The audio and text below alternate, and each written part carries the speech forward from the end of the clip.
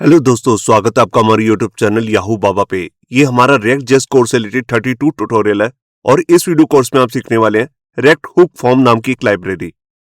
देखिए, जब भी हम वेबसाइट्स बनाते हैं तो वहां पर हमारे को मोस्टली फॉर्म्स का यूज करना ही पड़ता है, जैसे लॉगिन के टाइम पे, कमेंट्स के टाइम पे या किसी और भी तरीके का रजिस्टर का फॉर्म हो सकता है। तो हम पिछली वीडियोज में रिएक्ट के साथ कैसे फॉर्म हैंडलिंग करते हैं ये सब देख चुके हैं। तो जब भी हम रिएक्ट के साथ फॉर्म हैंडलिंग करते हैं तो हमारे को तीन मेन कॉन्सेप्ट पे काम करना होता है। वो तीन कॉन्सेप्ट कौन कौन से हैं?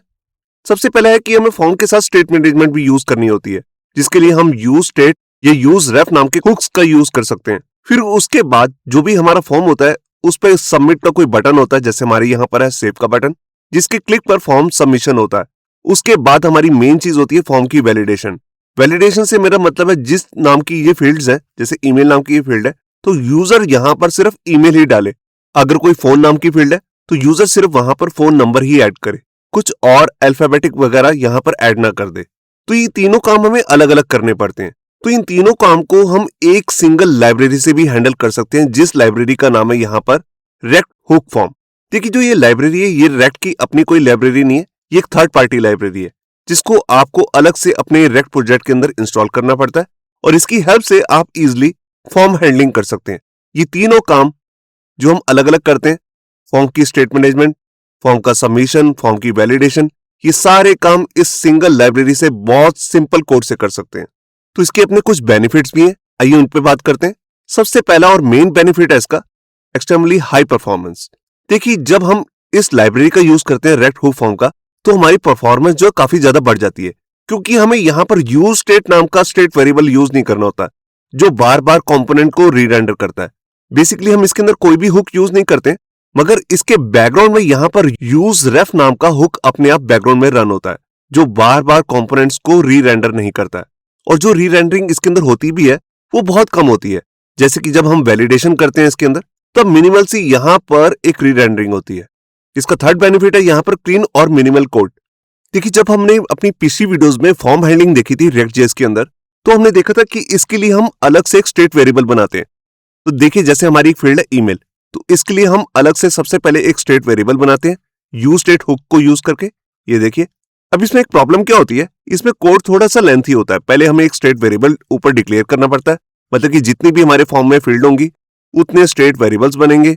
फिर उसके बाद हर इनपुट के अंदर जाकर मैं ऑन चेन नाम का इवेंट यूज करूंगा, जिसके अंदर इस ईमेल, जैसे हमारा ये ईमेल नाम का स्टेट वेरिएबल है, इसको बाइंड करूंगा अपनी उस फील्ड के साथ। तो ये काम थोड़ा सा लेंथी हो जाता है। तो इसी वजह से जब हम रिएक्ट हुक फॉर्म यूज करते हैं तो इसकी कोई जरूरत नहीं रहती है। ये कोड काफी लेंथी होता है। तो यहाँ पे कोड छोटा कैसे होता है, रिएक्ट हुक फॉर्म की हेल्प से हमें कोई स्टेट वेरिएबल या कोई दूसरा वेरिएबल बनाने की जरूरत तो नहीं होती है। सिर्फ जो भी हमारी एक फील्ड होती है, जैसे हमारी एक फील्ड है ईमेल, इसके अंदर जब भी हम इनपुट टैग लेंगे तो यहाँ पर रजिस्टर नाम से एक मेथड यूज करते हैं, जो रिएक्ट हुक फॉर्म का अपना ही मेथड है। इसके अंदर हम एक फील्ड का नेम दे देते हैं।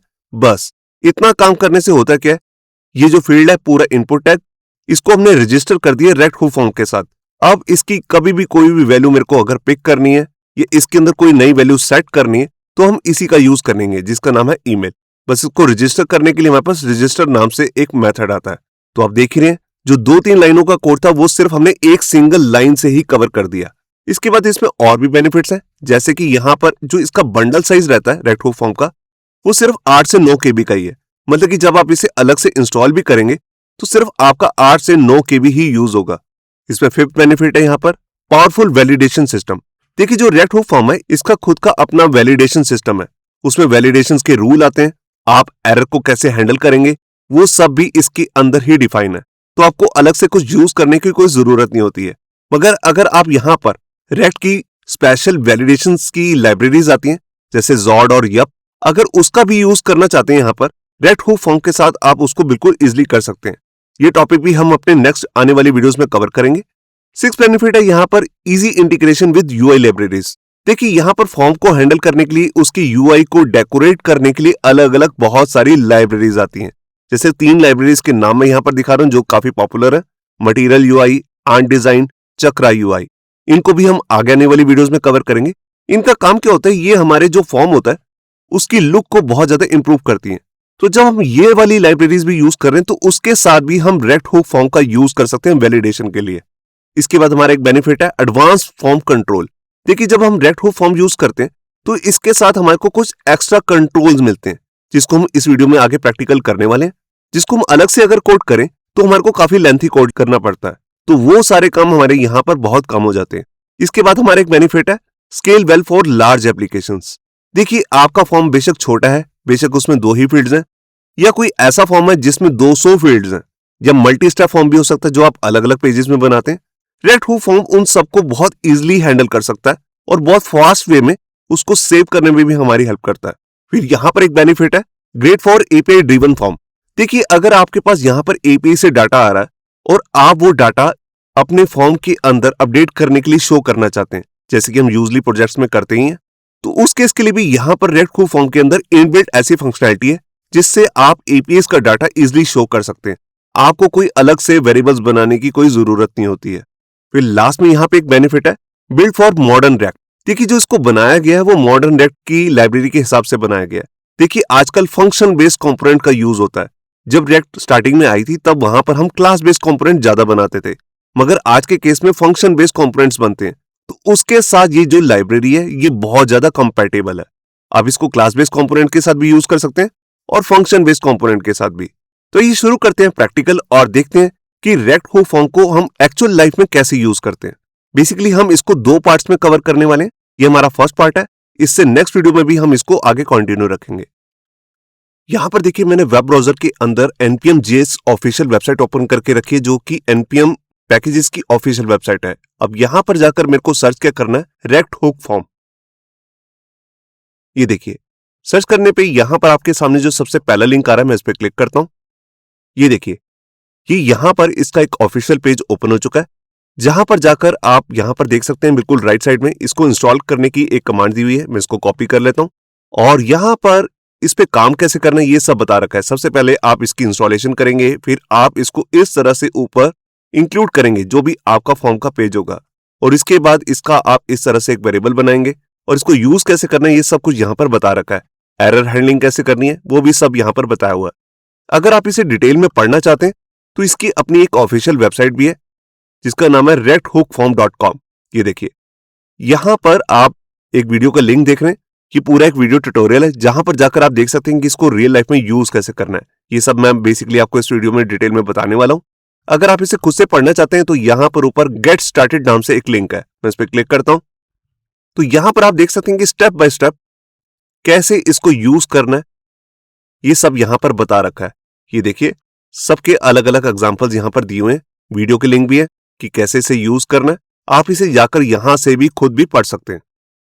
तो ये इसका ऑफिशियल लिंक है recthookform.com। अब हम चलते हैं अपने एडिटर में जहां पर मैंने एक रेक्ट की बेसिक इंस्टॉलेशन करके रखी है। ये देखिए मैं आ गया अपने एडिटर में VS कोड और यहां पर मैंने एक रेक्ट का बेसिक प्रोजेक्ट इंस्टॉल करके रखा है जिसका नाम है रेक्ट हुक फॉर्म। अब यहां पर सबसे पहले मैं ओपन करता हूं सोर्स फोल्डर और यहां पर कुछ एक्सटर्नल फाइल्स हैं जिसको मैं यहां पर रिमूव करने वाला हूं। तो सबसे पहले एसेट्स नाम का एक फोल्डर है, इसको मैं यहां से रिमूव कर देता हूं। इंडेक्स फाइल है CSS की, इसको भी मैं यहां से रिमूव कर रहा हूं। अब सबसे पहले मैं अपनी फाइल ओपन करता हूं main.jsx। अब यहां पर आकर सबसे पहले मैं जो ये इंपोर्ट की हुई है index.css फाइल, इसको यहां से रिमूव कर देता हूं। ये देखिए यहां पर मैंने फाइल को सेव किया। अब मैं ओपन करता हूं अपनी app.js फाइल जो हमारी मेन फाइल रहेगी, और इसके अंदर से ये सब जो ऊपर के लिंक्स आ रहे हैं इसको मैं रिमूव कर देता हूं और यहां पर ये सब भी मैं रिमूव कर रहा हूं। जो इसके अंदर सब कुछ रिटर्न हो रहा है ये सारी JSX फाइल, इसको भी मैं यहां से रिमूव कर देता हूं। ये देखिए यहां पर मैंने फाइल को सेव किया। अब यहां पे सबसे पहला हमारा काम क्या है, यहां पर हम इंस्टॉल करेंगे रेक्ट हुक फॉर्म को, जिसका लिंक मैंने ऑलरेडी कॉपी करके रखा हुआ है। तो यहां पर मैं टर्मिनल को ओपन करता हूं और यहां पर हमारी कमांड रहेगी npm i rect-hook-form। ये देखिए ये हमारा पैकेज जो है इंस्टॉल हो चुका है। मैं स्क्रीन को क्लियर कर लेता हूं और यहां पर सबसे पहले मैं आपको ओपन करके दिखाता हूं package.json फाइल। ये देखिए यहां पर आप डिपेंडेंसीज के अंदर देख सकते हैं, यहां पर रेक्ट हुक फॉर्म इंस्टॉल हो चुका है। इसका जो अभी लेटेस्ट वर्जन चल रहा है वो है 7.69। तो मैं इसको भी क्लोज करता हूं। अब सबसे पहले हमारे को क्या करना है, यहां पर अपना एक कंपोनेंट बनाना है जिसके अंदर हम अपना मेन फॉर्म रखने वाले हैं। तो यहां पर सोर्स फोल्डर के अंदर मैं एक न्यू फाइल बना रहा हूं, कंपोनेंट की फाइल जिसका नाम रहेगा form.jsx, और यहां पर बेसिक कोड लिख लेता हूं कंपोनेंट का। ये देखिए, ये मैंने एक बेसिक फॉर्म का कंपोनेंट बना लिया जो रिटर्न करेगा ये JSX। इसको भी हम चेंज करेंगे और लास्ट में मैंने इसको एक्सपोर्ट भी कर रखा है। ऊपर से ये रेड की जो लाइन आ रही है इसकी मुझे कोई जरूरत नहीं है, इसको मैं हटा देता हूं। अब सबसे पहले हमारा जो फॉर्म रहेगा उसके अंदर हमें यहाँ पर 3 फील्ड्स लेनी है। तो यहाँ पर मैं क्या करता हूँ, यहाँ से इसको रिमूव करता हूँ और यहाँ पर अपना फॉर्म टैग लगाता हूँ। और 3 फील्ड्स के लिए 3 लेबल भी रहेंगे। हमारी 3 फील्ड्स कौन सी है? नेम रहेगा, ईमेल रहेगा और एज रहेगा। इसके लिए सबसे पहले मैं लेबल बनाता हूं और एक इनपुट फील्ड भी। ये देखिए, ये मेरी एक फील्ड है लेबल और यहां पर ये लेबल किसके लिए? नेम के लिए। तो यहां पर हमने लिखा है HTML4। देखिए, अगर आप JSX में काम कर रहे हैं तो यहां पर आपको इस तरह से लिखना होता है। अगर आप नॉर्मल HTML में काम करते हैं तो वहां लिखते हैं फॉर में आता है आईडी। ये जो नेम यहां पर आईडी में, यही सेम नेम आपको यहां पर प्लेस कर देना है। तो ये होगी हमारी पहली फील्ड। इसके बाद यहां पर मैं ब्रेक लगाता हूं। मैंने यहां पर 2 बार ब्रेक टैग लगा लिया। अब मैं इसी पूरे लेबल के साथ, इनपुट फील्ड के साथ इसको कॉपी करके यहां पर 2 बार पेस्ट कर देता हूं। ये देखिए, अब हमारी दूसरी फील्ड है ईमेल।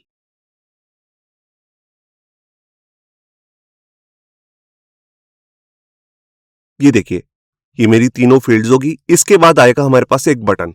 तो उसके लिए यहां पर बटन टैग ले लेता हूं और इसकी टाइप रख देता हूं सबमिट। ये देखिए, तो ये मेरा टोटल फॉर्म क्रिएट हो चुका है जहां पर 3 फील्ड्स है और लास्ट में एक बटन भी है। तो सबसे पहले मैं आपको इसी को ब्राउजर में चेक कराता हूं। तो यहां पर मैंने फाइल को सेव किया और टर्मिनल को ओपन करता हूं और यहां पर अपनी कमांड लिखता हूं npm run dev। ये देखिए, हमारा रेक्ट का सर्वर स्टार्ट हो चुका है। यहां पर मैं कंट्रोल के साथ क्लिक करता हूं और उससे पहले मैं यहां पे क्या करता हूं, देखिए मैंने फॉर्म को ऑलरेडी यहां पर एक्सपोर्ट करके रखा हुआ। इसको मैं यहां पर इंपोर्ट भी कर लेता हूं। यहां पर मैं सीधे से लिख देता हूं फॉर्म। ये देखिए, जैसे मैंने ये टैग लिखा तो ऊपर आप देख सकते हैं, ऊपर फॉर्म जो हमारा कंपोनेंट है ऊपर इंपोर्ट भी हो चुका है। यहां पर बेसिकली ये पाथ इस तरह से नहीं आना था, तो यहां पर कुछ इस तरीके से लिखना है ./फॉर्म। यहां पर एक गलती भी हो रही है। यहां पर मेरे को ये कर्ली ब्रेसेस नहीं लगानी है, इनको मैं हटा देता हूं। ये देखिए, इंपोर्ट फॉर्म फ्रॉम, ये फाइल का पाथ आ रहा है। यहां पर मैंने फाइल को सेव किया और ये देखिए, मैं यहां पर आया वेब ब्राउजर में। आप यहां पर देख रहे हैं कि हमारा फॉर्म जो है बिल्कुल सेंटर में आ रहा है। ऐसा क्यों हो रहा है? क्योंकि यहां पर CSS की फाइल भी लग रही है। मैं इसको थोड़ा सा जूम कर लेता हूं। ये देखिए, हमारी 3 फील्ड्स हैं, नेम है, ईमेल है और एज है। बेसिकली मैं यहां पर लेबल और जो हमारी फील्ड आ रही है इनके बीच में भी एक ब्रेक टैग लगा देता हूं। तो देखिए, मैं यहां पर आया अपने मेन कंपोनेंट में, एक ब्रेक को यहां से कॉपी करके हर लेबल के बाद मैं पेस्ट कर रहा हूं। ये देखिए, यहां पर मैंने फाइल को सेव किया। ये देखिए, ये तीनों फील्ड्स आ रही हैं। थोड़ा सा मैं CSS की फाइल में भी चेंज करता हूं। ये देखिए, यहां पर मैं आया अपनी मेन फाइल के अंदर। यहां पर जो भी कुछ लिखा हुआ है इसको मैं यहां पर सिलेक्ट ऑल करके यहां से रिमूव कर देता हूं और बॉडी सिलेक्टर के अंदर यहां पर लगाता हूं display flex, justify content center, align item centre.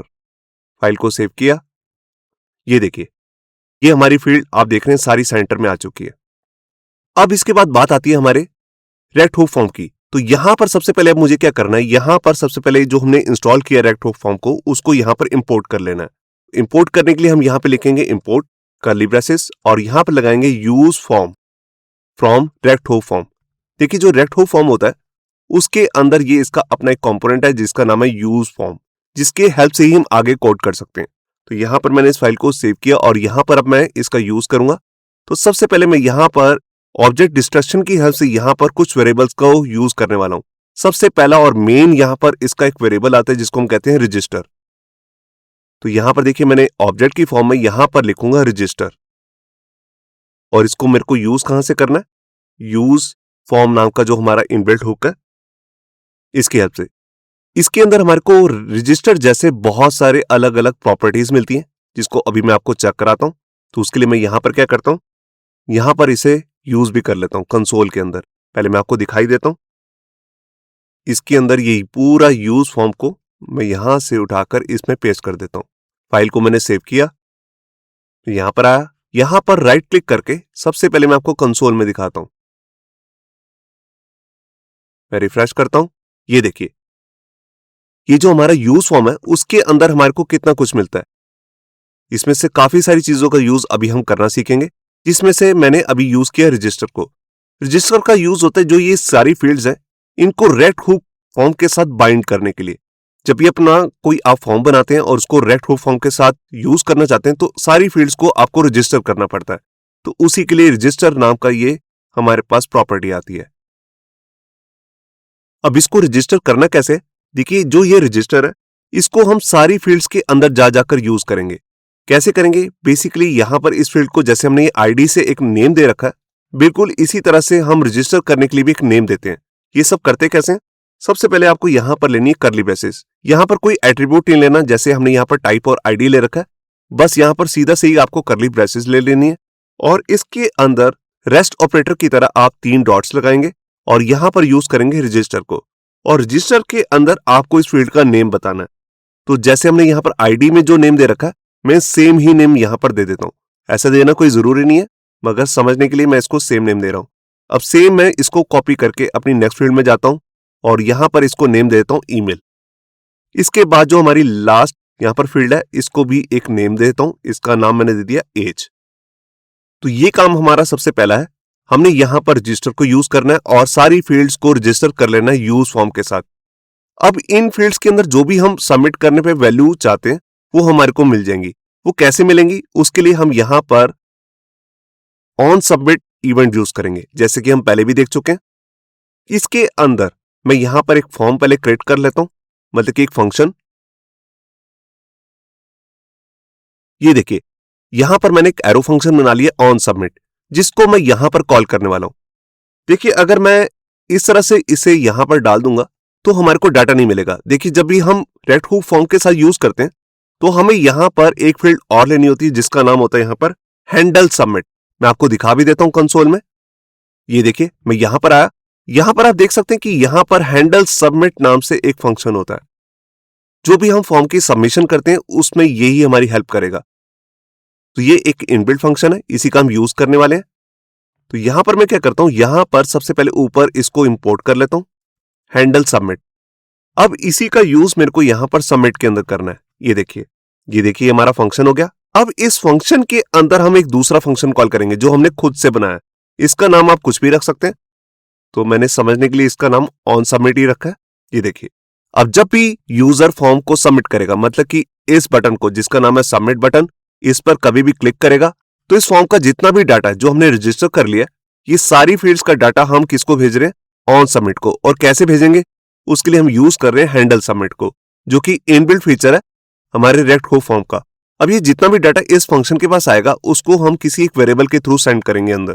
तो उसके लिए मैं जैसे यहां पर डाटा नाम से एक वेरिएबल ले लेता हूं और यहां पर कंसोल में से प्रिंट करके दिखाता हूं। ये देखिए, अब जो भी हमारे पास रजिस्टर से डाटा है, ये तीनों फील्ड्स का डाटा हमारे पास डाटा नाम के एक वेरिएबल के अंदर हमने पास कर दिया, जिसको हम यहां पर कंसोल में प्रिंट कर रहे हैं। तो यहां पर मैंने फाइल को सेव किया। मैं यहां पर आया, मैं फॉर्म को रिफ्रेश करता हूं एक बार और यहां पर एक बार क्लियर कर देता हूं। मैं यहां पर कोई भी फेक डाटा डाल देता हूं। तो यहां पर मैं एक्सटेंशन यूज कर रहा हूं फेक फिलर को। ये देखिए, यहां पर मैंने एक डमी डाटा डाल दिया जिसमें यूजर का नेम आ गया, एक ईमेल आ गई और एक एज। मैं सबमिट करता हूं और ये देखिए, यहां पर तीनों फील्ड्स का डाटा मेरे पास आ चुका है, एज का, ईमेल का और नेम का। यहां पर आप देख रहे हैं कि मैंने कोई भी स्टेट वेरिएबल या यूज रेफ का यूज नहीं किया है, मगर इसके बैकग्राउंड में यूज रेफ चल रहा है जो तीनों वैल्यूज मेरे को उठाकर यहां पर दिखा रहा है। तो यहां से आपको क्लियर हो रहा होगा कि ये काम करना कितना आसान हो गया है। कितने कम कोड में हमने ये सारे फॉर्म का डाटा यहां पर शो भी कर दिया, जिसको आगे हम एपीआई की हेल्प से यहां पर डाटाबेस में सेव करना चाहें वो भी कर सकते हैं। अब देखिए, जब भी हम रेक्ट हुक फॉर्म को यूज करते हैं तो इसकी टेस्टिंग के लिए भी हमारे पास यहाँ पे एक डेवलपमेंट टूल आता है जो इसी की टीम ने बनाया। मैं आपको दिखा भी देता हूं। उसके लिए हमें यहां पर जाना है एनपीएम की ऑफिशियल वेबसाइट पे और यहां पर जाकर सर्च करना है @hookform/devtools। ये देखिए, ये पहला लिंक आपके सामने दिख रहा है। यहां पर आप जाकर इस पे क्लिक करेंगे। ये देखिए, इसका पेज ओपन हो चुका है। देखिए, सिर्फ डेवलपमेंट के पर्पस के लिए इसका यूज होता है। एक्चुअल प्रोडक्शन साइट पे हम इसे नहीं डालते हैं। जब आप फॉर्म के साथ टेस्टिंग करना चाहते हैं तो हम इसका यूज कर सकते हैं, और खासतौर जब आप रेक्ट हुक फॉर्म का ही यूज कर रहे हैं तभी आप इस डेवलपमेंट टूल का यूज कर सकते हैं। ये इसकी कमांड है, मैं इसको कॉपी कर लेता हूं यहां से इंस्टॉल करने के लिए। ये देखिए, सबसे पहले आप इसे इस तरह से ऊपर इंस्टॉल करेंगे। उसके बाद जहां पर भी आप अपने फॉर्म का यूज कर रहे हैं रेक्ट हुक फॉर्म का, उसी के बाद आप इस तरह से इस लाइन को ऊपर इंपोर्ट कर लेंगे।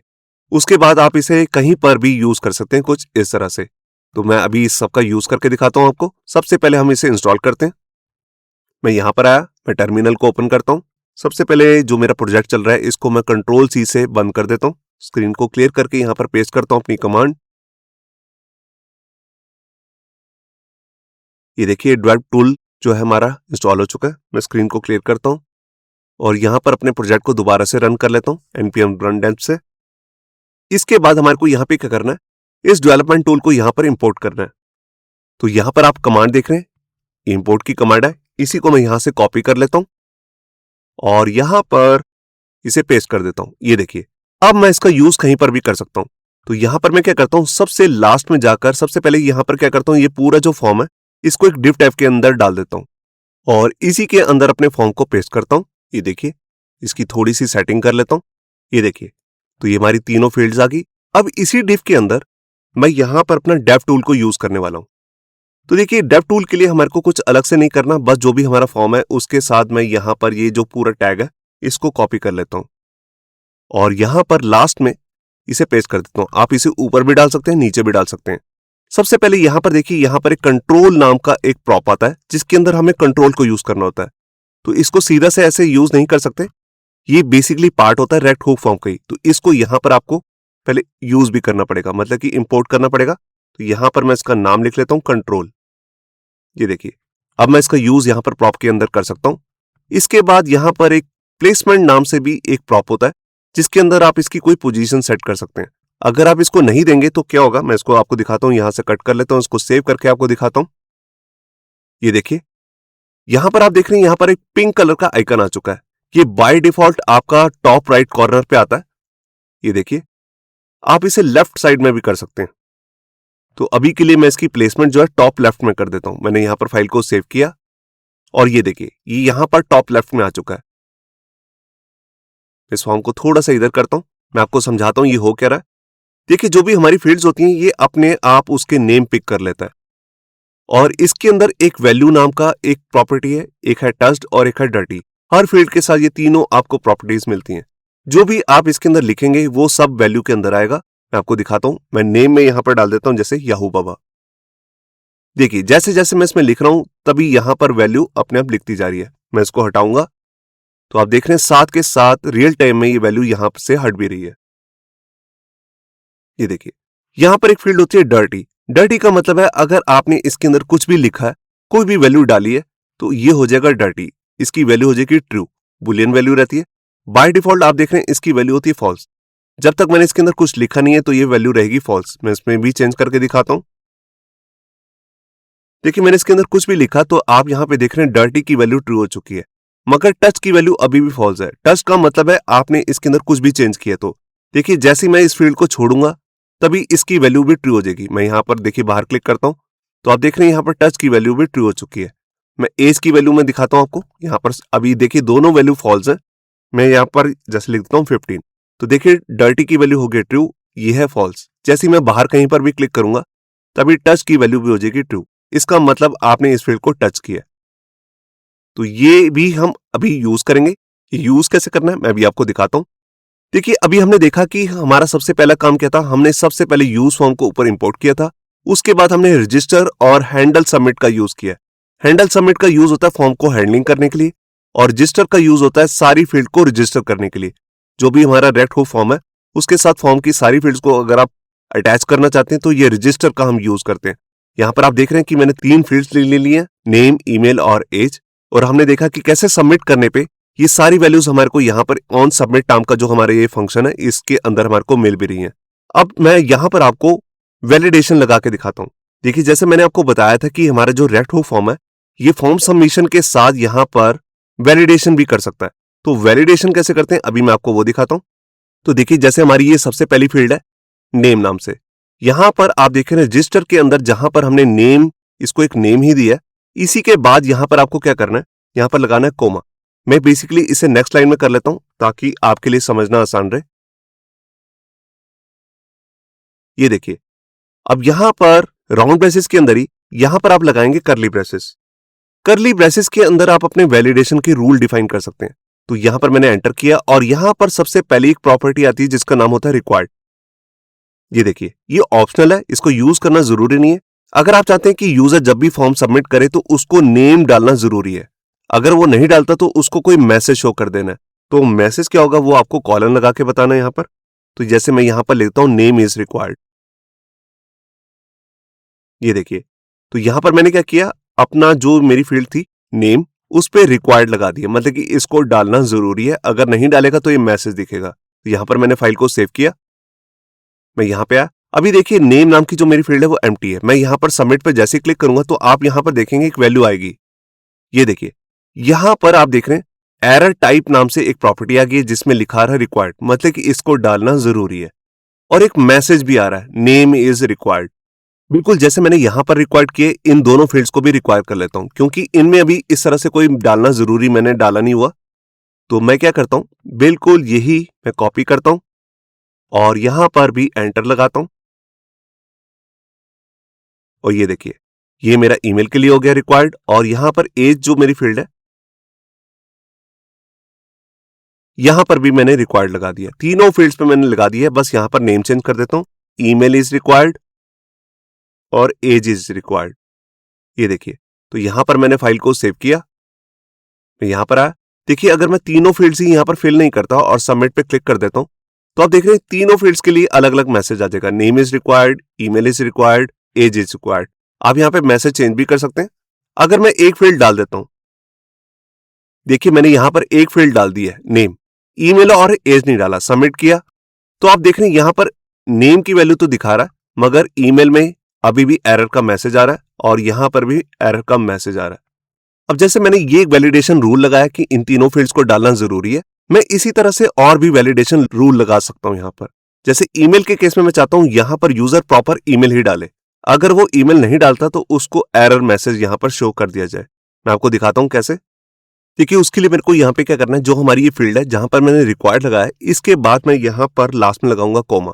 मैं इसके अंदर मल्टीपल वैलिडेशन भी लगा सकता हूँ। सबसे पहला वैलिडेशन रूल था रिक्वायर्ड का। इसके बाद मैं यहाँ पर एक रेगुलर एक्सप्रेशन पास करना चाहता हूँ। अगर आपको रेगुलर एक्सप्रेशन के बारे में नहीं पता तो मैंने इससे रिलेटेड 2 वीडियोस भी बना रखी हैं पीएचपी कोर्स के अंदर, जिसका लिंक भी आपको ऊपर मिल जाएगा आई बटन पे। देखिए, चाहे पीएचपी कोर्स हो चाहे कोई भी कोर्स के अंदर आपने रेगुलर एक्सप्रेशन अगर कर लिए तो आपको किसी दूसरी लैंग्वेज के अंदर भी इसे इजिली यूज कर सकते हैं, क्योंकि रेगुलर एक्सप्रेशन सभी लैंग्वेजेस में सेम ही होते हैं। तो मैंने ऑलरेडी एक ईमेल के लिए रेगुलर एक्सप्रेशन बना के रखा हुआ, उसको मैं कॉपी कर लेता हूं। ये देखिए, ये मैंने नोटपैड की फाइल में एक पैटर्न नाम के अंदर ये पूरी वैल्यू डाली हुई है।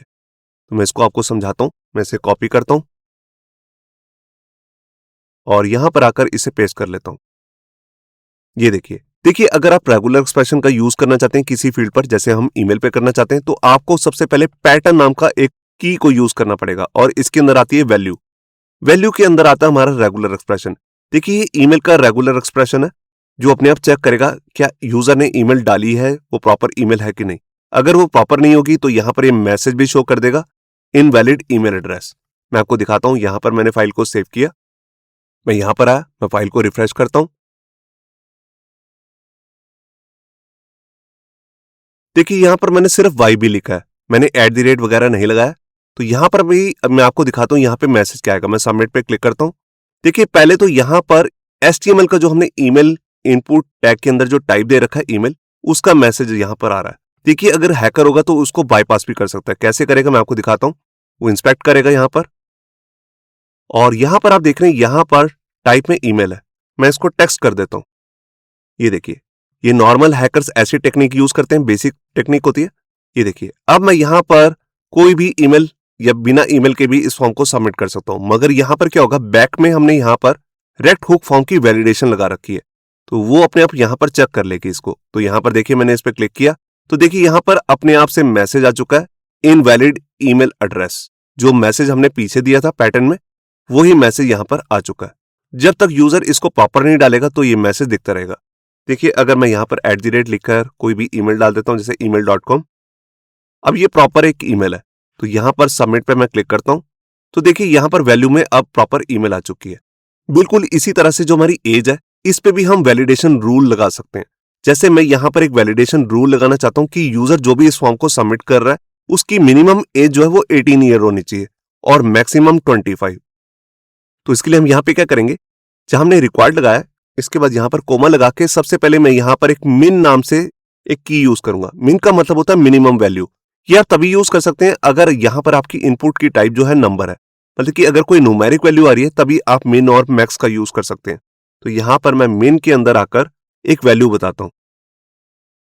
तो मैंने यहाँ पर बताया कि जो वैल्यू है वो कितनी है, 18 ईयर्स। अगर 18 से कम कोई यूजर डालेगा तो फॉर्म सबमिट नहीं होगा, और उसको मैसेज क्या शो करना है वो भी मैं यहाँ लिख देता हूं। तो उसके लिए हमारे को मालूम है मैसेज नाम का हमारे पास यहाँ पर एक की आती है जिसके अंदर मैं कोई भी मैसेज लिख सकता हूं। तो मैंने यहां पर एक मैसेज लिख दिया, age must be at least 18। बिल्कुल इसी तरह से मैं मैक्स का केस भी बना लेता हूं। तो उसके लिए हमारे पास यहां पर मैक्स नाम से एक की आती है जिसके अंदर भी वैल्यू होगी और मैसेज होगा। तो यहां से मैं इसी को कॉपी करके यहां डाल देता हूं और यहां पर मैक्सिमम एज बना देता हूं 25 और मैसेज भी चेंज कर देता हूं, age must be at most 25।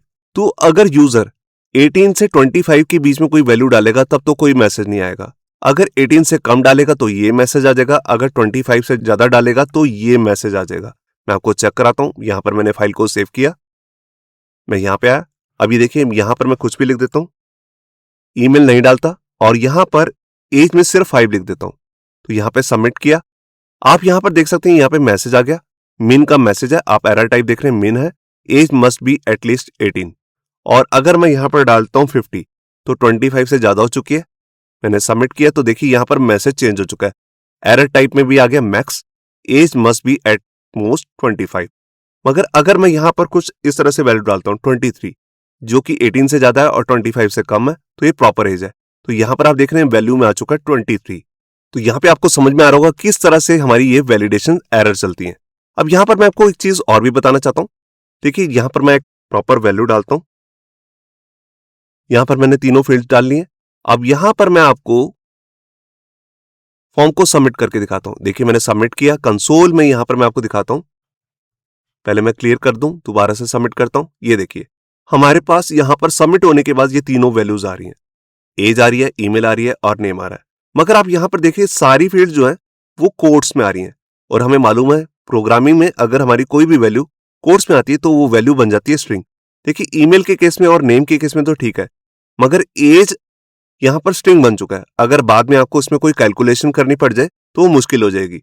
तो उसके लिए हमारे को क्या चाहिए, हमारे को ये विदाउट कोट्स चाहिए। तो इसके लिए बेसिकली जावास्क्रिप्ट के अंदर स्ट्रिंग के मेथड्स भी आते हैं जो स्ट्रिंग टू इंटीजर में कन्वर्ट कर देते हैं, जैसे टू इंट, टू फ्लोट। मगर हम उसका यूज नहीं करेंगे क्योंकि यहां पर रेक्ट हुक फॉर्म का अपना ही इनबिल्ट एक ऐसा फीचर आता है जिससे आप ये स्ट्रिंग वैल्यू को न्यूमेरिक में कन्वर्ट कर सकते हैं। तो उसके लिए आपको यहाँ पे करना क्या है, देखिए जहां हमारी एज है यहीं पर आपको एक की यूज करनी है जिसका नाम होता है वैल्यू एज नंबर। ये देखिए वैल्यू एज नंबर, और इसकी बुलियन वैल्यू दे देनी है आपको ट्रू। बाय डिफॉल्ट इसकी वैल्यू होती है फॉल्स।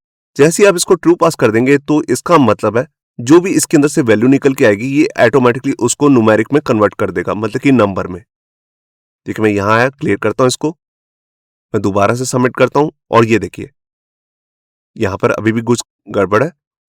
बेसिकली इस फील्ड को मेरे को यहां नहीं रखना, ये जो हमारी कर्ली ब्रेसेस है इससे पहले रखना है इसे। यहां पर मैं इसे रखता हूं, ये देखिए यहां पर करने पे भी ये एरर दिखा रहा है। आप देख रहे हैं रेड कलर का साइन आ रहा है। मैं इसको यहां से हटाता हूं, इसको सबसे पहले प्लेस कर देता हूं। ये देखिए अब यहां पर कोई एरर भी नहीं है।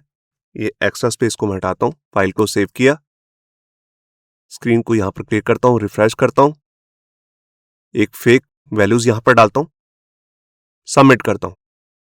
एज सबमिट नहीं हो रही है, आप देख रहे हैं क्योंकि एज काफी ज्यादा है। तो यहां पर 23 डाल देता हूं। ये देखिए यहां पर आप देख रहे हैं कि एज के अंदर जो अब वैल्यू आ रही है 23 वो विदाउट कोट्स आ रही है। इसका मतलब ये न्यूमेरिक वैल्यू में चेंज हो चुकी है। पहले ये कोट्स के अंदर आ रही थी तो इसका मतलब था ये एक स्ट्रिंग वैल्यू है। कि जितने भी वैलिडेशंस के मैंने आपको तरीके बताए, मतलब कि जो इसकी प्रॉपर्टीज हैं इनबिल्ट, ये आप यहां पर भी देख सकते हैं। जैसे आप यहां पर इसकी ऑफिशियल वेबसाइट पे जाएंगे और सबसे पहले क्लिक करेंगे गेट स्टार्टेड पे, यहां पर आप देख सकते हैं कि एक लिंक मिलेगा आपको लेफ्ट साइड में, अप्लाई वैलिडेशन। ये देखिए यहां पर आप ये सब चीजें अप्लाई कर सकते हैं। रिक्वायर्ड मैंने आपको यूज करके दिखा दिया, जिसका मतलब होता है फॉर्म की फील्ड को डालना जरूरी है। मिन मतलब मिनिमम वैल्यू, मैक्स मतलब मैक्सिमम वैल्यू। एक होता है मिन लेंथ और मैक्स लेंथ। जैसे आप नेम डलवा रहे हैं यूजर का, तो आप चाहते हैं कि यूजर का जो नेम है जैसे वो 10 कैरेक्टर से बड़ा नहीं होना चाहिए, तो आप यहाँ पर मैक्स लेंथ को यूज करके 10 डाल सकते हैं। और मीन में भी अगर आप डिफाइन करना चाहें जैसे 3 या 4, तो इसका मतलब है 3 से कम लेंथ नहीं हो सकती, मिनिमम 4 या 5 जो भी आप लेंथ डिफाइन कर रहे हैं यूजर नेम की या ईमेल की, वो भी आप इस तरह से डिफाइन कर सकते हैं। पैटर्न का यूज आप रेगुलर एक्सप्रेशन के साथ कर सकते हैं, जैसे मैंने अभी आपको ईमेल के केस में करके दिखाया। फिर होता है यहाँ पर वैलिडेट। वैलिडेट होता है जब आप अपनी खुद की कस्टम वैलिडेशन कोई बना के लगाना चाहते हैं। ये भी अभी मैं आपको यूज करके दिखाऊंगा। उससे पहले मैं आपको दिखाता हूं जो भी अभी हमारे यहां पर मैसेजेस हम इस तरह से दिखा रहे थे, ये डेव टूल के अंदर जिसे मैंने सबमिट किया, रिफ्रेश करता हूं एक बार। ये देखिए, ये जैसे भी हमारे पास यहां पर ये फील्ड्स आपको दिख रही हैं, अभी जो भी हमने एरर मैसेज देखे थे यहां पर आप देख सकते हैं, जैसे email is required, age is required, और अगर एज हम कम डाल देते हैं तो यहां पर मैसेज आपको यहां पे दिख रहा है। तो ये यहां पर तो चलो हम टेस्टिंग कर रहे थे, मगर एक्चुअल यूजर के सामने यहां पर हमारे को फॉर्म वाले पेज पे दिखाना है, तो वो हम कैसे दिखाएंगे? तो उसके लिए यहां पर हमारे पास क्या होता है, यहां पर हमारे पास एक फॉर्म कंट्रोल से भी एक चीज आती है, मैं आपको दिखाता हूं। ये देखिए, यहां पर एक चीज आ रही है प्रॉपर्टी जिसका नाम है फॉर्म स्टेट। इसके अंदर सब प्रॉपर्टीज भी आती हैं बहुत सारी, जो हमारे हेल्प करती है हमारे को चेक करने पे क्या कोई एरर है कि नहीं। कोई भी अगर एरर होता है तो हमारे पास यहाँ पर एरर्स नाम की प्रॉपर्टी के अंदर उसकी वैल्यू आ जाती है। मैं इसको ओपन करके दिखाता हूँ। ये देखिए, इसके अंदर भी अलग से सब प्रॉपर्टीज आती हैं, तो इसी का यूज हम कर सकते हैं। तो पहले इसे यहाँ पर अपने फॉर्म में इंक्लूड करते हैं, आपको दिखाता हूँ कैसे करना है। तो उसके लिए सबसे पहले हमें क्या करना है, यहां पर कंट्रोल के बाद मैं ऑब्जेक्ट डिस्ट्रक्शन का यूज करके यहां पर यूज करूंगा फॉर्म स्टेट। ये देखिए, यहां पर अपने आप नेम आ रहा है फॉर्म स्टेट। अब मैं इसका यूज कर सकता हूं, ये मेरे को बताएगा कि यह फॉर्म की स्टेट क्या है, क्या उसमें कोई एरर है कि नहीं। और फॉर्म स्टेट के अंदर मैंने अभी आपको दिखाया था कि इसके अंदर एरर नाम से भी एक अलग से प्रॉपर्टी होती है, तो उसको भी मैं यहां पर इंक्लूड करूंगा। कैसे? उसका नाम था एरर्स, तो वही एग्जैक्ट नेम आपको यहां पे लेना, जैसे मैंने अभी आपको कंसोल में दिखाया था। और ये कहां से मिलेगा मेरे को? फॉर्म स्टेट में से। ये देखिए, अब मैं इसको कॉपी करता हूं और इसको यूज कैसे करना है अभी मैं आपको दिखाता हूं। तो देखिए, हमारी जैसे सबसे पहली फील्ड है यहां पर नेम। अब यूजर अगर इसको नहीं डालता तो ये मैसेज आना चाहिए नेम इज रिक्वायर्ड, तो इसको अभी हम इसके नीचे ही शो करेंगे। तो यहां पर मैं क्या करता हूं, एक पी ले लेता हूं और पैराग्राफ के अंदर यहां पर कर्ली ब्रेसेस लेता हूं, क्योंकि मेरे को वेरिएबल की वैल्यू शो करनी है। तो वेरिएबल कौन सा है? जिसका नाम है एरर्स, जिसके अंदर एरर्स, जो भी एरर होंगे वो इसी वेरिएबल के अंदर आ जाएंगे। तो यहां पर मैं लिखता हूं एरर्स डॉट। डॉट के बाद आपको फील्ड का नेम बताना है जो आपने रजिस्टर में दिया है। तो हमारी फील्ड का नेम है नेम, ये देखिए, और नेम के अंदर मेरे को कोई मैसेज शो करना है, तो उसके लिए आ गया मैसेज। देखिए, अगर इसके अंदर कोई मैसेज नहीं होगा तो एरर भी आ जाएगी। तो यहां पर मैं क्या करता हूं, यहां पर क्वेश्चन मार्क लगा देता हूं, जिसका मतलब है ये वैल्यू डालनी ऑप्शनल है। ये पहले चेक करेगा क्या नेम के अंदर कोई एरर आया है। एरर्स के अंदर जो नेम है उसकी फील्ड के अंदर अगर कोई एरर आया तब उसका मैसेज दिखाना है, वरना नहीं दिखाना। बिल्कुल सेम मैं ऐसे ही पैराग्राफ कॉपी करके ईमेल के केस में भी डाल देता हूं। बस यहां पर चेंज कर दूंगा ईमेल, क्योंकि रजिस्टर के टाइम पे जो आपने नेम दिया है वो ही नेम एग्जैक्टली आपको यहां पे देना है। बिल्कुल इसी तरह से एज के लिए मैं यहां पर लास्ट में एज ले लेता हूं। ये देखिए, यहां पर मैंने फाइल को सेव किया, मैं यहां पर आया। यहां पर आप एक चीज पे गौर कर सकते हैं, यहां पर आप देख रहे हैं कि कितनी ज्यादा एक्स्ट्रा स्पेसेस आ गई हैं। ऐसा क्यों हो रहा है? क्योंकि यहां पर एक एम्प्टी पैराग्राफ आ रहा है जो अभी अभी हमें दिख नहीं रहा। अगर मैं यहां पर सबमिट पे क्लिक कर दूंगा तो आप यहां पर देख सकते हैं एरर का मैसेज भी आ जाएगा। मगर ये काफी ऑड लग रहा है कि काफी ज्यादा ये स्पेसेस आ रही हैं, तो इसको हम हटाएंगे कैसे? और यहां पर मेरे को एक चीज और भी करनी है, जो ये एरर का मैसेज है इसका कलर मैं अलग करना चाहता हूं, तो इस पे कोई सीएसएस की क्लास भी लगा सकता हूं। तो सबसे पहले मैं यहां पर आता हूं और यहां पर एक एरर नाम से सीएसएस की क्लास बना लेता हूं। जब ये आएगा तो यहां पर मेरे को बस कलर को क्या करना है, रेड कलर कर देना है। यहां पर मैं आया, अब यहां पर यही सेम क्लास मैं हर जगह लगा देता हूं।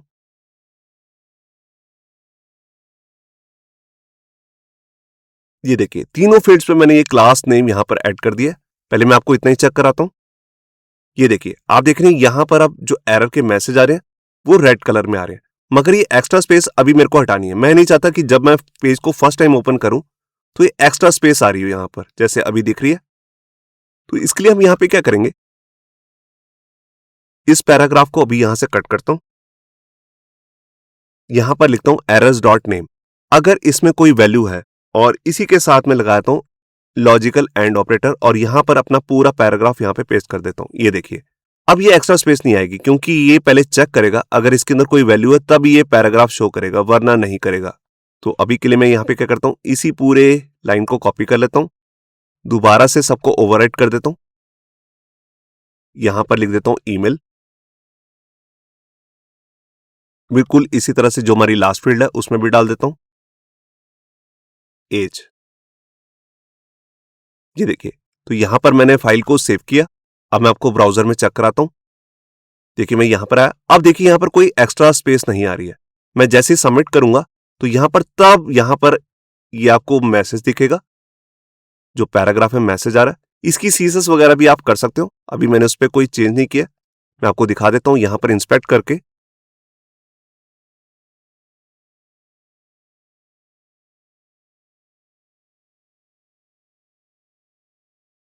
यहां पर मैं आपको दिखाता हूं, ये देखिए जो पैराग्राफ आ रहा है उसमें ऊपर और नीचे से मार्जिन आ रहा है, तो इसको भी मैं यहां से रिमूव कर सकता हूं।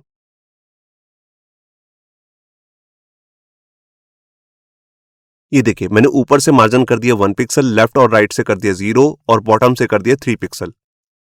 ये देखिए, तो मैं इसके अंदर कोई फील्ड डालता हूं, देखिए वो मैसेज चला गया।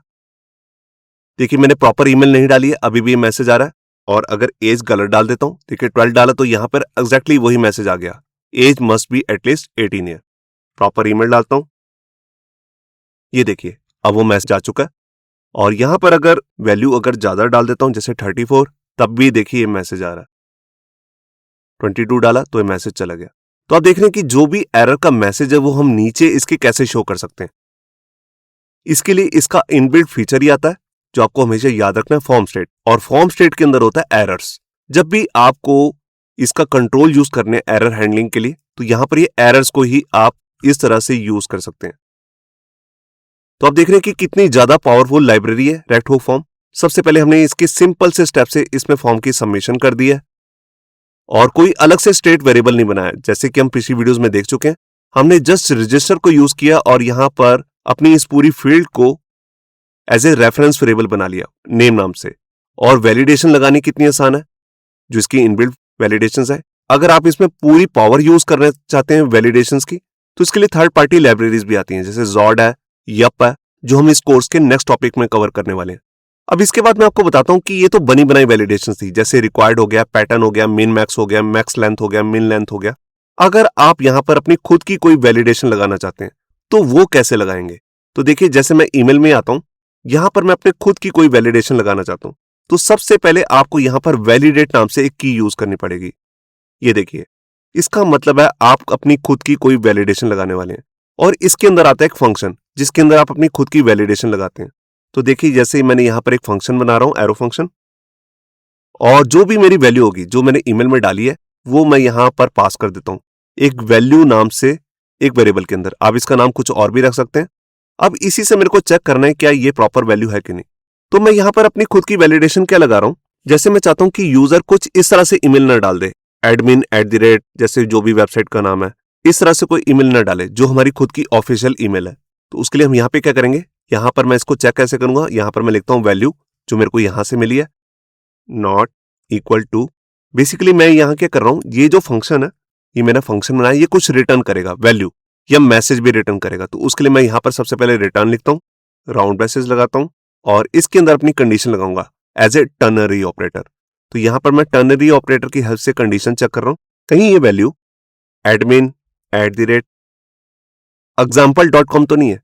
या आपकी जो भी वेबसाइट है, जैसे abc.com के लिए आप ये पूरी ऐप बना रहे हैं, तो यहां पर आप ऐसे लिख सकते हैं admin@abc.com। अगर ये नहीं है तो ठीक है। अगर ये वैल्यू है तब यहां पे क्या करना है, यहां पर मैं और ऑपरेटर लगाता हूं और यहां पर एक मैसेज डाल देता हूं। जैसे ही हम एक खुद का मैसेज ये हम डाल रहे थे, बिल्कुल ऐसी अगर आप अपनी कस्टम वैलिडेशन लगा रहे हैं, मतलब कि खुद की वैलिडेशन, तो उसमें यहां पर आपका मैसेज आएगा। जी देखिए यहां पर मैंने मैसेज डाल दिया, enter a different email address. आप ये वाला ईमेल एड्रेस यूज नहीं कर सकते। तो यहां पर मैं आपको फाइल को सेव करके चेक कराता हूं। देखिए यहां पर मैं फेक फिलर का यूज करता हूं और यहां पर ईमेल एड्रेस को चेंज कर देता हूं। यहां पर डालता हूं admin@example.com और यहाँ पर एज प्रॉपर डाल देता हूँ, जैसे 22, सबमिट करता हूँ। ये देखिए यहाँ पर मैसेज आ गया, enter a different email address. ये हमने अपनी खुद की वैलिडेशन रूल बनाया। तो आप यहाँ पर अपना कोई भी वैलिडेशन रूल बना सकते हैं किसी भी फील्ड के लिए। और अगर आप एक ही फील्ड के अंदर मल्टीपल वैलिडेशन रूल बनाना चाहते हैं खुद के, तो उसको हम कैसे बनाएंगे वो भी मैं आपको दिखा देता हूँ। उसके लिए आपको यहाँ पे क्या करना है, ये पूरा फंक्शन मैं अभी कट कर लेता हूँ। वैलिडेट की के अंदर ही आपको सबसे पहले लेनी है कर्ली ब्रेसेस, मतलब कि इसको एक ऑब्जेक्ट बनाना है और ऑब्जेक्ट के अंदर फंक्शन बनाने। फंक्शन का नाम आप अलग अलग कुछ भी रख सकते हैं। तो जैसे मैं यहां पर अभी बना रहा था ईमेल एड्रेस के लिए, तो पहले मैं वही बना लेता हूं, नॉट एडमिन ईमेल। ये मैंने एक फंक्शन बना रहा हूं। आप फंक्शन का नाम कुछ भी रख सकते हैं, जैसे मैंने ये रख लिया नॉट एडमिन ईमेल, और इसके अंदर अपना कोड पेस्ट कर देता हूं। ये देखिए, तो ये मैंने वैलिडेट के अंदर सबसे पहला अपना खुद का एक फंक्शन बनाया, जो क्या कर रहा है, वो चेक करेगा क्या यूजर ने इस तरह की कोई ईमेल एड्रेस तो नहीं यूज किया। अगर किया तो ये मैसेज आ जाएगा। इसी के साथ अगर आप अपना एक और भी वैलिडेशन रूल बनाना चाहते हैं, तो आप क्या करेंगे, इसी के बाद कोमा लगाकर एक फंक्शन और बना लेंगे। तो मैं इसका नाम रख लेता हूं, जैसे नॉट ब्लैक लिस्टेड ईमेल, मतलब कि यूजर किसी ऐसे डोमेन की ईमेल मत डाल पाए जिसको हम नहीं चाहते कि हमारी साइट पर रजिस्टर हो। तो इसके अंदर भी मैं इस तरह से इसे पेस्ट कर देता हूं। अब यहां पे थोड़ा सा कोड मुझे चेंज करना पड़ेगा, क्योंकि ये सेम ही कोड है ऊपर नीचे का। यहां पर ये सब कुछ हटा देता हूं। देखिए ये फंक्शन जो है ये चेक करेगा क्या यूजर ने जो ईमेल डाली है वो कहीं एक स्पेसिफिक डोमेन से तो नहीं है। वो कैसे हम लिखेंगे, उसके लिए हम सबसे पहले लगाते हैं नॉट वैल्यू। अब देखिए जो भी मेरे को वैल्यू मिली है उसको मैं जावास्क्रिप्ट का एक स्ट्रिंग का मेथड आता है एंड्स विद, जिसकी हेल्प से हम ये पता लगा सकते हैं कि इस जो ईमेल यूजर ने डाली है उसका एंड किससे हो रहा है। तो यहां पर कोई भी आप डोमेन नेम पास कर सकते हैं। तो मैं एग्जाम्पल के लिए यहां लिख देता हूं blacklist.com, blacklisted.com। अब मैं नहीं चाहता कि यूजर कोई भी जो हमारी वेबसाइट पे रजिस्टर हो रहा है वो इस डोमेन से ईमेल अपनी हमारी वेबसाइट पे रजिस्टर करे। तो यहां पर हम पहले ही चेक कर लेंगे, अगर डाली है तो यहां पर उसको एक मैसेज भी शो कर देंगे। यहां पे मैंने मैसेज शो कर दिया, this domain is not allowed. तो इसको भी मैं आपको चेक करा देता हूं। तो देखिए मैं यहां पर आया, अब यहां पर फॉर्म को एक बार रिफ्रेश करता हूं और यहां पर क्या करता हूं, एक नेम डालता हूं, फेक फिलर से डाल लेता हूं सारा कुछ, और यहां पर ईमेल को ही बस चेक करना है। तो जैसे मैंने लिखा yb@blacklisted.com, तो ये यूजर ने एक ऐसा ईमेल डाल दिया जो इस डोमेन से हम नहीं चाहते हमारी साइट पे कोई रजिस्टर करे। तो यहां पर सबमिट करता हूं और ये देखिए यहां पर दो मैसेज आ गए। सबसे पहले तो आ रहा है this domain is not allowed.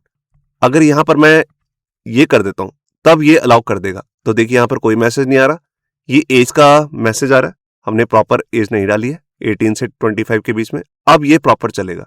ये देखिए सबमिट किया, कोई भी एरर नहीं है। कंसोल में भी आप देख सकते हैं यहां पर हमारे पास ये मैसेज भी आ चुका है जो यूजर ने फॉर्म फिल किया है।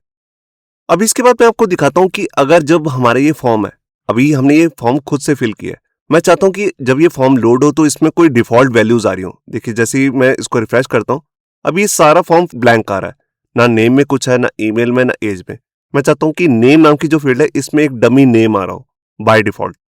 तो इसके लिए हम यहां पे क्या करेंगे, देखिए जहां पर हमने ये वेरिएबल्स बनाए, यहां पर ऑब्जेक्ट डिस्ट्रक्शन का यूज करके जहां पर मैंने यूज फॉर्म यूज किया है, इसी के अंदर डिफॉल्ट वैल्यू भी सेट कर सकता हूं। कैसे करेंगे, इसके अंदर सबसे पहले हमें ऑब्जेक्ट पास करना है। ये देखिए मैंने कर्ली ब्रेसेस ले ली।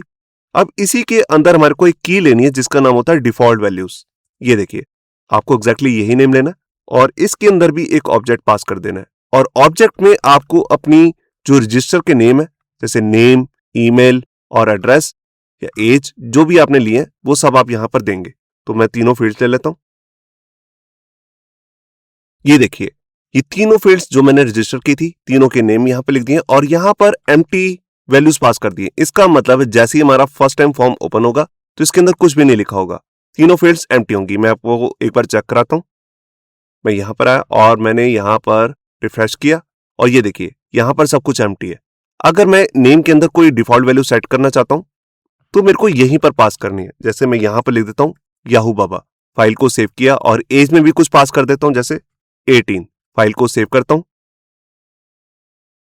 ये देखिए जैसे ही फर्स्ट टाइम पेज ओपन होगा तो यहां पर डिफॉल्ट वैल्यूज आ रही होंगी, नेम और एज।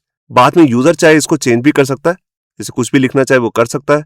यहां पर एज में भी चेंज कर सकता है। तो डिफॉल्ट वैल्यूज से आप समझ गए होंगे कि कैसे हम डिफॉल्ट वैल्यू सेट कर सकते हैं। डिफॉल्ट वैल्यू का यूज हम यहाँ पर एपीआई के डाटा को शो करने के लिए भी कर सकते हैं। मान लेते हैं कि हमारे पास कोई एपीआई से डाटा आ रहा है जिसको हम यहाँ पर शो करना चाहते हैं, तो उसके लिए मैं यहाँ पे क्या करता हूँ, गूगल पे यहाँ पर जाकर सर्च करूंगा जेसन प्लेस होल्डर। ये देखिए एक वेबसाइट है jasonplaceholder.typecode.com। ये हम अपनी पिछली वीडियोस में भी यूज कर चुके हैं, जहां पर हम फेक जेसन का डाटा लाकर शो कर सकते हैं। ये देखिए इसके अंदर हम फैच मेथड का यूज करते हैं। यहां पर रिसोर्सिंग हेडिंग के अंदर यहां पर आपको यूजर्स की एक लिस्ट मिलेगी जहां पर 10 यूजर्स का रिकॉर्ड है। मैं इसको ओपन करता हूं। ये देखिए यहां पर ये एपीआई का यूआरएल है जहां पर 10 यूजर्स का रिकॉर्ड आ रहा है। ये 1 आईडी है, ये सेकंड आईडी है, ये थर्ड आईडी है। मेरे को इसमें से सिर्फ एक ही यूजर का डाटा चाहिए, तो उसका आईडी मैं लास्ट में पास कर देता हूं, जैसे 1 एंटर करता हूं। ये देखिए अब सिर्फ एक ही यूजर का डाटा मेरे पास आ रहा है। अब ये डाटा जो है जिसमें से नेम हो गया, ईमेल हो गया, एज है, यहाँ पर एज नहीं है, या कोई और फील्ड जो हम अपने फॉर्म में दिखाना चाहते हैं वो दिखा सकते हैं, जैसे फोन नंबर, वेबसाइट वगैरह। तो ये कैसे दिखाएंगे, तो इसके लिए सबसे पहले मैं इसी को कॉपी कर लेता हूं। ये हमारा एपीआई का यूआरएल है और यहां पर ये जो मेरी डिफॉल्ट वैल्यूज हैं यहीं पर मेरे को इसका यूज करना है। मैं क्या करता हूं, इसको अभी मैं बाद में यूज करूंगा, इसका डुप्लीकेट बना लेता हूं और ऊपर वाले कोड को मैं यहां पर कमेंट कर रहा हूं। सबसे पहले मेरे को क्या करना है, यहां पर डिफॉल्ट वैल्यूज के अंदर आकर यहां पर असिंक का यूज करना है, क्योंकि मेरे को डाटा फैच करके लाना है। तो मैं यहां पर एक फंक्शन बनाने वाला हूं, एक असिंक फंक्शन।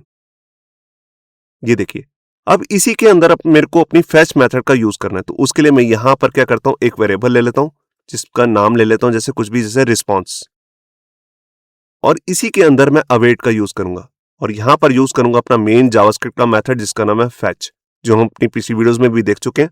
अब इसी के अंदर मैं आकर अपनी एपीआई का यूआरएल यहां पे पास कर देता हूं। ये देखिए जहां पर मेरे को यूजर आईडी 1 का डाटा लेकर आना है। अब ये डाटा जैसे ही मेरे पास आ जाएगा उसके बाद मुझे क्या करना है, मेरे को इसमें से जेसन का डाटा निकालना है। तो उसके लिए मैं अलग से एक वेरिएबल बना लेता हूं, डाटा। यहां पर मैंने अवेट का यूज किया और जो मेरा रिस्पॉन्स आया, जो मेरे मेन वेरिएबल है, उसमें से मेरे को सिर्फ जेसन का डाटा निकालना है। ये देखिए अब ये जेसन का डाटा मेरे पास आ चुका है। यहां पर मुझे क्या करना है, यहां पर मुझे रिटर्न करना है नेम, एज, ईमेल वगैरह की वैल्यू को। तो यहां पर मैं क्या करता हूं, ये पूरा कोड मैं यहां से कर्ली ब्रेसेस का कॉपी करता हूं और यहां पर लिखता हूं रिटर्न। ये देखिए जो भी मेरी डिफॉल्ट वैल्यू है इसके अंदर ये असिंक फंक्शन जो है ये रिटर्न करेगा। क्या करेगा मैं आपको दिखाता हूं, यहां पर अनकमेंट कर लेता हूं इससे। ये तीनों फील्ड्स को यहां पर ये रिटर्न करने वाला है। नेम के अंदर मुझे नेम का डाटा दिखाना है, ईमेल के अंदर ईमेल का और एज के अंदर एज का। एज नाम की तो कोई फील्ड थी नहीं एपीआई के अंदर, मगर नेम और ईमेल दिखा देते हैं। तो यहां पर मैं क्या करता हूं, सारा डाटा आ रहा है डाटा नाम के मेरे पास इस वेरिएबल के अंदर। तो ये डाटा क्या बन गया, एक ऑब्जेक्ट बन गया। और ऑब्जेक्ट की किसी वैल्यू को अगर मेरे को देखना हो तो हम डॉट लगाते हैं। मैं यहां पर गया और देखिए नेम के लिए यहां पर नेम नाम की फील्ड है और ईमेल के लिए ईमेल नाम की फील्ड है। तो यहां पर मैंने लिखा नेम और यहां लगा दिया डाटा डॉट ईमेल। एज नाम की कोई फील्ड नहीं है। अगर आपके पास और कोई फील्ड है जैसे फोन नंबर, वेबसाइट वगैरह, वो आप ले सकते हैं। तो यहां पर मैं अभी डमी डाटा ही डाल रहा हूं 18। देखिए मैं यहां पर आया और यहां पर फाइल को रिफ्रेश करता हूं। ये देखिए यहां पर आईडी नंबर 1 का नेम और ईमेल एड्रेस आ रहा है। मैं आपको चेक भी करा देता हूं। ये देखिए नेम क्या था, लेनेग्राम, और इनका ईमेल एड्रेस भी आप देख सकते हैं। यही सेम ईमेल एड्रेस यहां पे आ चुका है और एज हमने खुद से डाला यहां पर डमी डाटा 18। तो इस तरह से आपके पास जब फ्यूचर में कोई भी एपीआई से डाटा आने वाला है तो आप रेक्ट हुक फॉर्म की हेल्प से इजीली उस डाटा को अपने फॉर्म के अंदर एम्बेड कर सकते हैं। तो ये एक एग्जांपल था जो मैं आपको दिखाना चाहता था। अब इसके बाद बात करते हैं नेस्टेड ऑब्जेक्ट की। देखिए आपने स्ट्रिंग वैल्यू को देख लिया कैसे पास करते हैं, ईमेल को देख लिया, न्यूमेरिक वैल्यू को देख लिया। हमारे पास फॉर्म के अंदर और भी मल्टीपल फील्ड्स हो सकती हैं, जैसे एक हम यहां पे यूज करते हैं नेस्टेड ऑब्जेक्ट। मैं आपको दिखाता हूं उसका एक एग्जांपल। तो मैं क्या करता हूं, यहां पर ये जो मैंने बनाया है इसको मैं कमेंट कर रहा हूं। ये सारा कोड आपको हमारी गिटहब की रिपोजिटरी से मिल जाएगा, तो वहीं पर मैं ये सारा कोड डाल दूंगा, वहां से आप देख सकते हैं। अब देखिए यहां पर मैंने 3 फील्ड्स पहले से ले रखी थी। अब मेरे को यहां पर एक फील्ड और लेनी है, जैसे मैं ले लेता हूं यहां पर सोशल।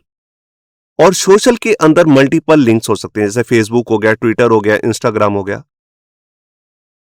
तो एक यहां पर की ले ली फेसबुक, जिसमें फेसबुक का एड्रेस आएगा यूजर का। फिर एक ले लिया ट्विटर। तो अभी के लिए सिर्फ 2 ही फील्ड्स ले लेते हैं, फेसबुक और ट्विटर। तो अभी बाय डिफॉल्ट जब पेज ओपन होगा तो ये दोनों वैल्यूज होंगी एम्प्टी।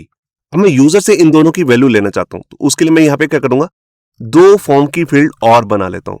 जैसे मैंने ये बना रखी है, बिल्कुल मैं इसी को कॉपी करता हूं पूरे एरर मैसेज वगैरह के साथ, कॉपी किया और यहां पर इसे पेस्ट कर देता हूं। ये देखिए, अब यहां पर सबसे पहले मैं लिखता हूं फेसबुक, इसकी टाइप रहने वाली है टेक्स्ट। यही सेम आईडी मैं HTML फॉर्म में भी डाल देता हूं। ये देखिए, अब इसको रजिस्टर करने के लिए यहां पर नेम देता हूं फेसबुक। अब यहां पर आपको एक चीज ध्यान रखनी है, देखिए ये सब फील्ड है फेसबुक, और किसकी सब फील्ड है मैं आपको दिखा भी देता हूं। ये है सोशल नाम की सब फील्ड है फेसबुक। तो इसको अब जब हम रजिस्टर करेंगे तो कुछ अलग तरीके से करेंगे। कैसे करेंगे मैं आपको दिखाता हूं। यहां पर हम लिखेंगे सोशल डॉट फेसबुक। ये देखिए, इसके बाद ये वैलिडेशन कोई रूल मैं लगा नहीं रहा हूं यहां पर, तो इसको मैं रिमूव कर देता हूं। ये देखिए, और जो इसका एरर मैसेज है इसको भी मैं हटाता हूं क्योंकि यहां पर कोई वैलिडेशन रूल लगाया नहीं है मैंने। ये देखिए, तो ये मैंने एक फील्ड बना ली है सोशल की जिसका नाम है फेसबुक। यहां पर एक चीज और भी कर सकते हैं, देखिए जो आईडी है और जो HTML4 है इसमें भी हम कुछ इस तरह से लिख सकते हैं, जैसे सोशल डॉट फेसबुक, इस तरह से। अगर नहीं लिखना चाहते, सिंपल फेसबुक लिखना चाहते हैं तो ऐसे भी लिख सकते हैं, मगर रजिस्टर के टाइम पे आपको इसी तरह से लिखना है। सबसे पहले मेन की आएगी सोशल और उसकी सब फील्ड आएगी, मतलब कि सब की फेसबुक। अब इसको भी मैं यहां से कॉपी कर लेता हूं और यहां पर जाकर इसे पेस्ट कर देता हूं। ये रहेगा ट्विटर। यहां पर लिखेंगे सोशल डॉट ट्विटर। ये देखिए, यहां पर मैंने फाइल को सेव किया। ये देख सकते हैं आप, यहां पर आप देख रहे हैं सारी फील्ड्स आ रही हैं। यहां पर NaN क्यों आ रहा है एक बार चेक कर लेते हैं। सब कुछ प्रॉपर है, कोई भी दिक्कत नहीं है। यहां पर मैंने फाइल को सेव किया। यहां पर ब्रेक 2 बार आ रहा है, इसको मैं रिमूव कर लेता हूं। ये देखिए, फाइल को सेव करता हूं, एक बार ऊपर भी चेक कर लेते हैं। ये देखिए, सोशल के अंदर फेसबुक और ट्विटर यहां पर आया, रिफ्रेश करता हूं और ये देखिए, अब देखिए यहां पर फेसबुक में मैं लिख देता हूं जैसे याहू बाबा, और यहां पर हमने लेबल नहीं चेंज किया, बेसिकली ट्विटर का।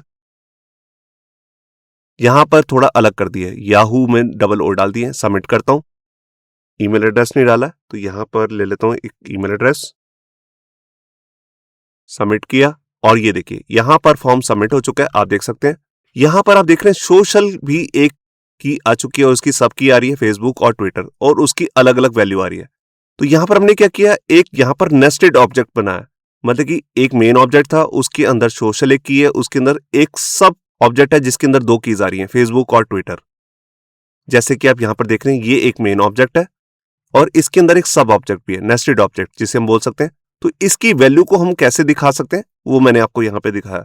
इसी के साथ मैं आपको दिखाता हूं एरेस का यूज कैसे कर सकते हैं। मान लेते हैं कि हमारे पास यहां पर एक की है फोन नंबर नाम से। अब यूजर के मल्टीपल फोन नंबर्स हो सकते हैं, जैसे उसका लैंडलाइन नंबर और मोबाइल नंबर अलग अलग होंगे, तो उसके लिए हमें यहां पर एरे लेना होगा।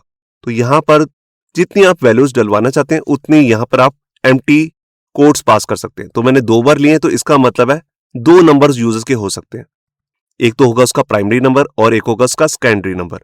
तो इसके लिए भी मैं यहां पर क्या करता हूं, फॉर्म के अंदर जाकर एक फील्ड बना लेता हूं, जैसे फील्ड्स मैंने पहले बनाई थी बिल्कुल वैसी। तो यहां से मैं इसको कॉपी करता हूं, ये बेसिकली बियर टैग को मैं नीचे डाल देता हूं। तो यहां पर इसका नेम मैं जैसे ले रहा हूं यहां पर प्राइमरी फोन नंबर,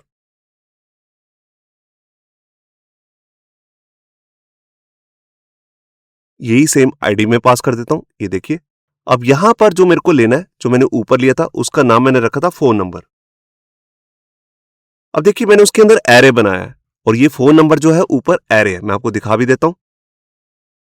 ये देखिए, फोन नंबर एक एरे है, इसमें 2 वैल्यूज हैं। तो हम पहले वाले की बात कर रहे हैं और पहले वाले का आपको मालूम है जावास्क्रिप्ट में एरे का इंडेक्स होता है 0। तो उसके लिए हम यहां पे क्या करेंगे, हम कुछ इस तरह से लिखेंगे फोन नंबर डॉट 0। तो ये हो गया हमारा प्राइमरी फोन नंबर। आपको बिल्कुल ऐसे लिखना है, फोन नंबर जो हमारी की है डॉट 0, मतलब कि पहली वैल्यू।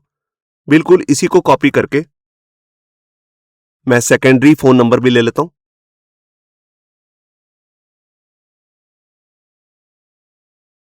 तो यहां पर मैंने लिख लिया सेकेंडरी फोन नंबर। अब यहां पर मेरे को क्या लेना है, सेकंड वैल्यू के लिए इंडेक्स नंबर देना 1। जैसे कि हम एरे में लिखते हैं, पहली वैल्यू के लिए होता है 0, दूसरी वैल्यू के लिए होता है 1। ये देखिए, तो यहां पर मैंने फाइल को सेव किया, मैं यहां पर आया। अब ये देखिए मेरी पूरी फॉर्म की पूरा फॉर्म आ रहा है, प्राइमरी फोन नंबर भी आ रहा है और सेकेंडरी फोन नंबर भी। अभी मैं इसको क्लियर करता हूं और यहां पर फेक फिलर से वैल्यू सारी फिल कर देता हूं। अभी देखिए दोनों फोन नंबर अलग अलग है और यहां पर मैं एज को जरा ठीक कर लेता हूं और सबमिट करता हूं। और ये देखिए यहां पर आप देख रहे हैं, यहां पर 2 फोन नंबर्स आ रहे हैं, 0 इंडेक्स पे ये वाला फोन नंबर है और 1 इंडेक्स पे ये वाला फोन नंबर। तो आप देख रहे हैं कि हम एरेस का भी यूज कर सकते हैं अपने रेक्ट हुक फॉर्म के अंदर। एक एरे की वैल्यू लेकर उसमें मल्टीपल वैल्यू इस तरह से सेव करवाएंगे। फील्ड एक ही है, फोन नंबर, मगर उसके अंदर अलग अलग इंडेक्स पे अलग अलग वैल्यू स्टोर करा दी अलग अलग फील्ड्स की। अब इसके बाद हमारे पास एक लास्ट फील्ड रह गई है जिसको मैं दिखाना चाहता हूं, जो है डेट।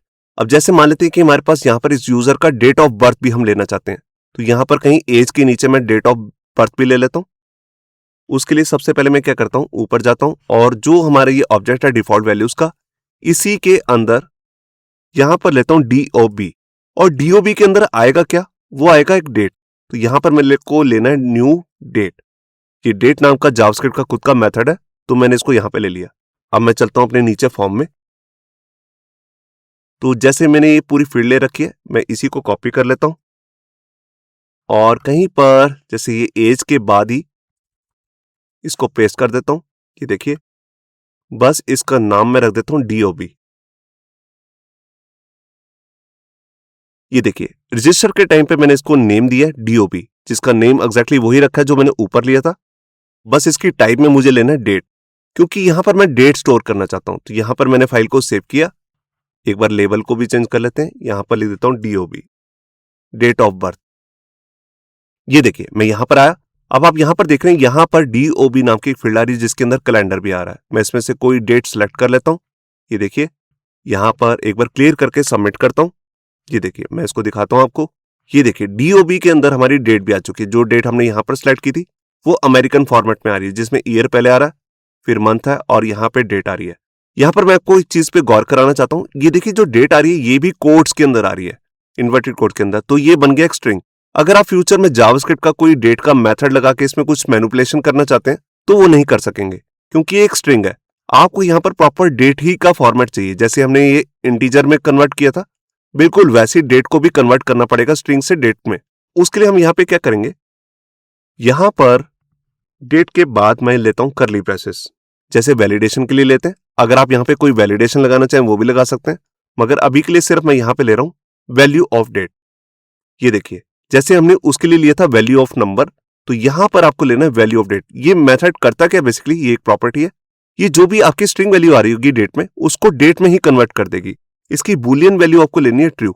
बाय डिफॉल्ट इसकी वैल्यू होती है फॉल्स। ये देखिए यहां पर मैं कोई वैलिडेशन नहीं लगा रहा हूं। अगर आप वो लगाना चाहें जैसे रिक्वायर्ड वाली, जैसे हम सब ऊपर कर चुके हैं, एरर, ऐसे कोई एरर का मैसेज शो करना चाहें वो भी कर सकते हैं। तो मैं यहां पर आया, ये देखिए मैं इसको क्लियर करता हूं। मैं बेसिकली सारे फॉर्म फिलर से कोई डेट सेलेक्ट कर लेता हूं। ये देखिए और यहां पर सबमिट करता हूं फॉर्म को। यहां पर एज थोड़ी सी ज्यादा होगी, 23 करते हैं, सबमिट करता हूं।